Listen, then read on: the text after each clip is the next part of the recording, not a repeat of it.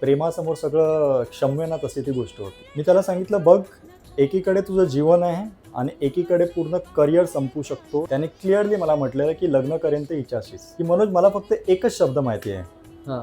हम गया नहीं है जिंदा है. ओके. त्यांनी त्याची साधना या लेवलला म्हणजे दोघंही उभयता असे आहेत की त्या दोघांची साधना चांगल्या लेवलची आहे ओके. आणि खूप अप्रतिम लेवलला त्यांनी ती जी साधनेची जी लेवल नेली. हा हा हा.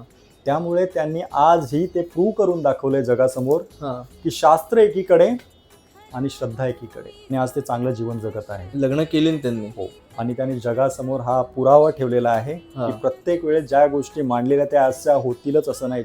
यासाठी श्रद्धा जर तुमची सगळ्यात मोठी असेल ना, तर सगळ्या गोष्टी क्षम्य आहेत. याचा अर्थ असा नाही की तुम्ही कुंडली पाहू नका किंवा तुम्ही शास्त्राला वाचू नका. त्याची केस वेगळी आहे. बरोबर. त्यांनी श्रद्धेवरती इतका प्रचंड लेवलला फोकस केलेला, त्यामुळे या गोष्टी शक्य झाल्या. जिथे अशक्य शक्य करतात स्वामी.